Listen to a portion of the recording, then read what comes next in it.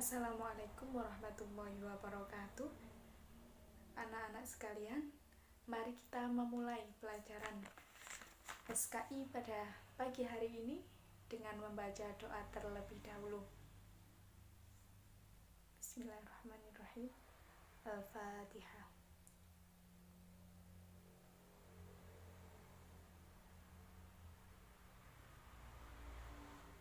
Amin. Siapa yang di sini tidak masuk? Ada? Oh, tidak ada. Masuk semua ya? Ya, Ibu coba absen terlebih dahulu. Abida Rahmania ada? Ada. Alia Mutia Hanum?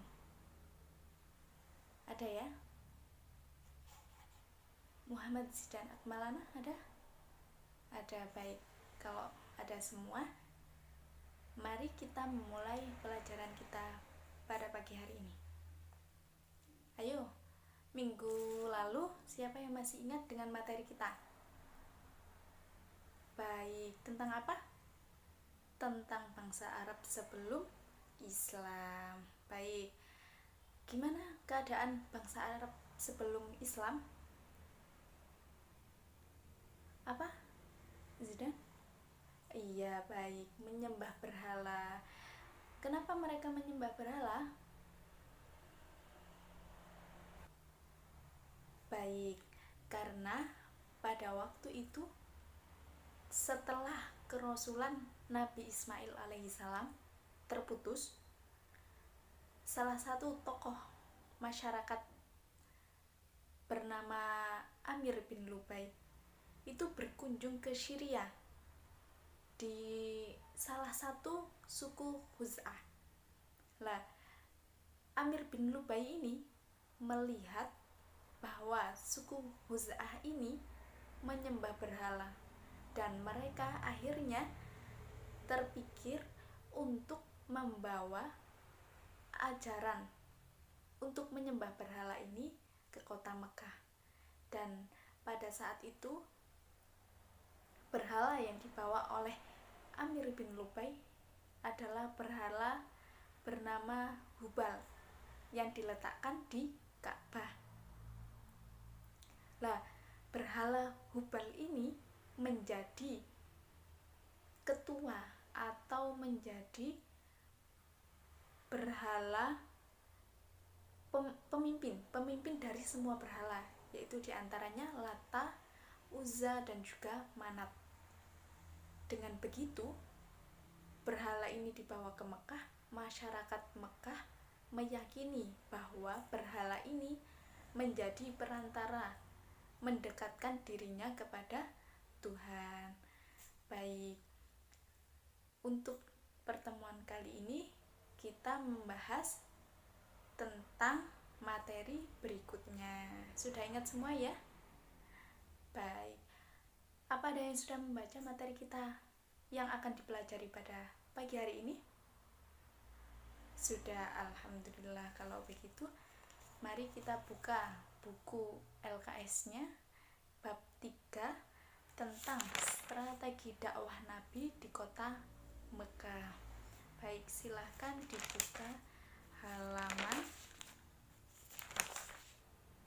dibuka LKS-nya halaman 20 tentang strategi dakwah Nabi Muhammad periode kota Mekah. Dakwah Nabi tidak dilakukan secara langsung, akan tetapi bertahap. Yang pertama dilakukan oleh Nabi yaitu dakwah secara sembunyi-sembunyi. Nabi berdakwah ini atas perintah Allah Subhanahu wa Ta'ala dengan dijadikannya Nabi Muhammad ini sebagai Rasul, pemimpin bagi semua umat Islam, seluruh umat Islam, yaitu kerasulannya jatuh pada tanggal 17 Ramadan tahun 610 Masehi atau tahun sebelum Hijriah.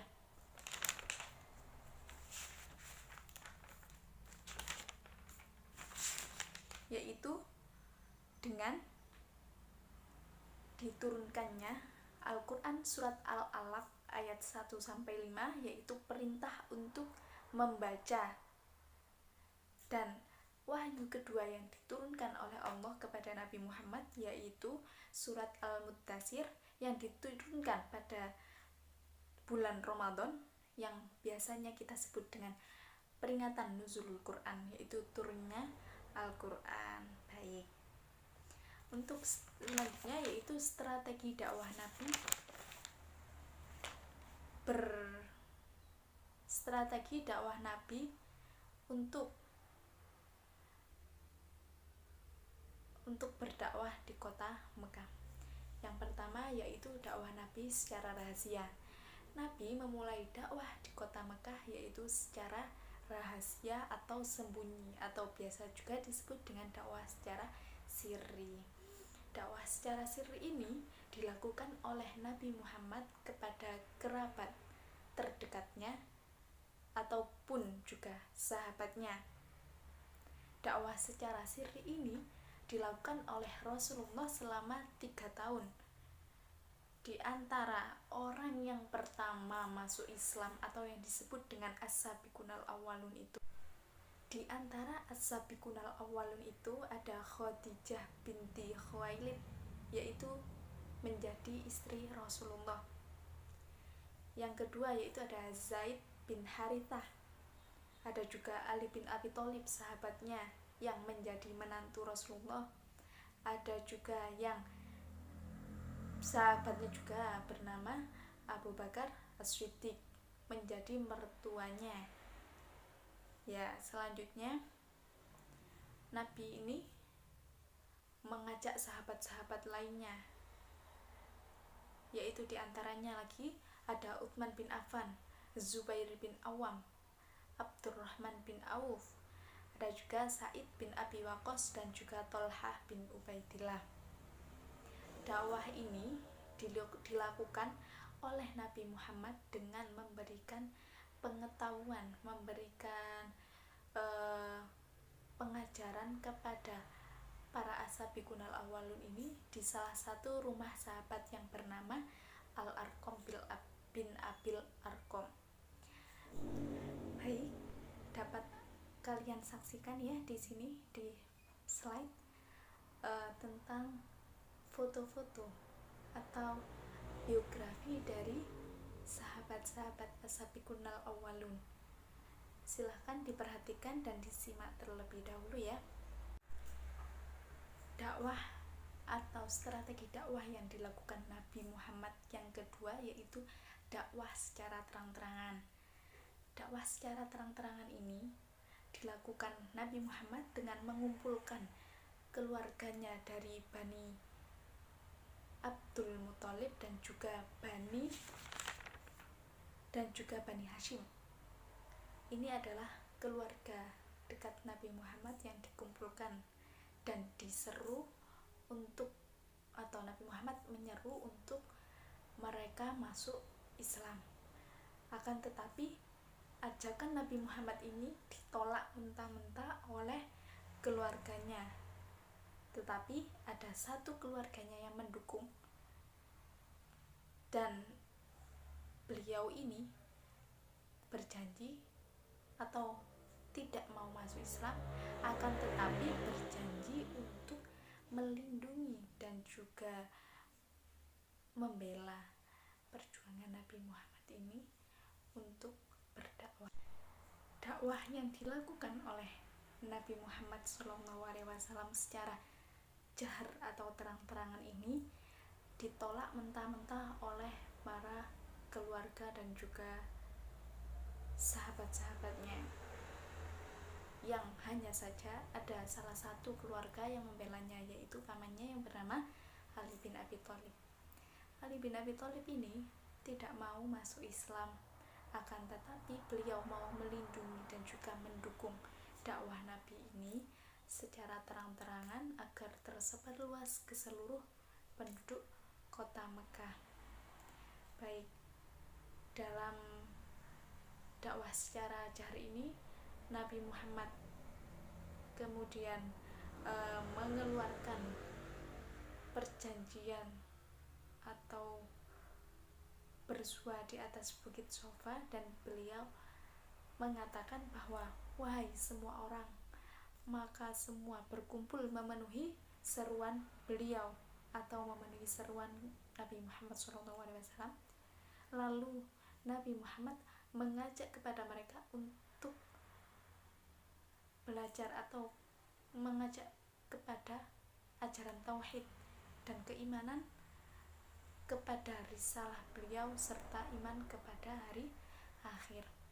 Dan di sini pula kemudian turunlah wahyu Allah surat Al-Hijr ayat 94 yang berbunyi fasda' bima tu'maruna wa a'rid 'anil musyrikin, yang berarti maka sampaikanlah olehmu secara terang-terangan dakwah ini segala apa yang diperintahkan kepadamu atau yang diperintahkan kepada Nabi Muhammad SAW, dan berpalinglah dari orang-orang musyrik. Baik, materi kita pada pertemuan kali ini sampai di sini dulu. Selanjutnya yaitu silahkan dibuka LKS-nya halaman 16.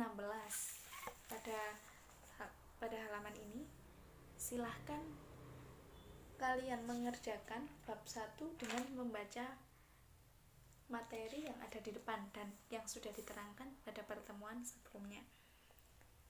Dikerjakan sampai dengan halaman 19 ya. Dikerjakan sampai halaman 19 terlebih dahulu. Jika sudah, nanti bisa dikoreksi bersama-sama dan kita mengulang kembali pelajaran yang sudah kita bahas. Baik, Ibu kasih waktu untuk mengerjakan terlebih dahulu. Baik, sekarang mari kita cocokkan jawaban kalian dengan jawaban yang benar. Ditukar dengan teman sebangkunya ya, ditukar dengan teman sebangkunya. Baik, Ibu baca dari nomor 1 terlebih dahulu. Nomor 1, sebelum Islam datang, kondisi kepercayaan masyarakat Arab adalah, ayo jawabannya apa? Apa? A. Jawabannya adalah menyembah berhala, percaya kepada hal-hal yang tahayul. Coba kita cek terlebih dahulu semua jawabannya. Yang B, yaitu kekaisaran Bizantium dan Persia menjadi kekuatan besar di Jazirah Arab. Kekaisaran Bizantium ini ada pada sebelum dakwah Nabi ini atau sebelum masyarakat Arab menganut Islam, ada atau tidak? Tidak. Baik, berarti yang untuk poin B salah ya.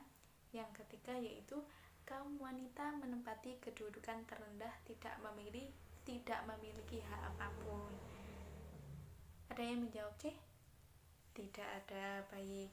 Yang D, sebagian masyarakat bermata pencaharian bidang perdagangan, pertanian, dan peternakan. Mata pencaharian ini sebenarnya benar, akan tetapi kembali lagi kepada pertanyaannya, yaitu mengarah kepada kondisi kepercayaan masyarakat pada sebelum Islam, yaitu jawabannya adalah A, menyembah berhala, percaya kepada hal-hal yang tahayul. Baik, selanjutnya jika sudah dihitung benar dan salahnya, kita membuat sebuah kelompok untuk mengerjakan atau membuat sebuah pengamatan afektif seperti yang ada pada kolom penilaian di atas ini. Baik, kita membuat kelompok, satu kelompok berisi 4 orang ya. Silahkan dibagi sesuai urut. Misal nomor 1 berhitung dari yang sebelah kiri, 1, 2, 3, 4 lah. baik selanjutnya seperti itu, nanti berkumpul dengan yang sama nomornya. Misal nomor 1 berkumpul dengan nomor 1, nomor 2 berkumpul dengan kelompok 2, nomor 2 menjadi kelompok 1, 2, 3, dan 4. Tugasnya ada di perintah sini, yaitu kita membuat atau mendiskusikan tentang masalah yang berbeda. Seperti kelompok 1 membahas tentang bagaimana kondisi geografis Jazirah Arab, kondisi kepercayaan masyarakat Arab sebelum Islam, dan seterusnya. Silahkan dibuka di LKS-nya halaman 15. Kemudian di situ diperintah untuk membuat laporan portofolio hasil diskusi kalian setiap kelompok. Kemudian kita membuat penilaian seperti ini, kerjasama dengan sesama teman. Jadi harus kerjasama ya, semua saling bekerja sama. Terus kesungguhan menyelesaikan tugas, jadi harus sama-sama semangat biar cepat selesai. Begitu ya, begitupun selanjutnya. Baik, Ibu kasih waktu untuk mengerjakan ini terlebih dahulu. Baik, waktu kita pelajaran hari ini sudah selesai, sudah habis, maka bisa dilanjutkan di rumah atau nanti bisa dilanjutkan pertemuan selanjutnya. Baik, mari kita menutup pertemuan kali ini dengan membaca doa kafaratul majlis. Bismillahirrahmanirrahim. Subhanakallahumma wa bihamdika asyhadu an la ilaha illa anta astaghfiruka wa atubu ilaik. Walhamdulillahirabbil alamin. Terima kasih atas perhatian dan juga kerjasama serta belajar kita bersama pada pagi menjelang sore ya kali ini. Pagi menjelang siang, mohon maaf salah. Oke, baik. Terima kasih. Ibu pamit undur diri. Wassalamualaikum warahmatullahi wabarakatuh.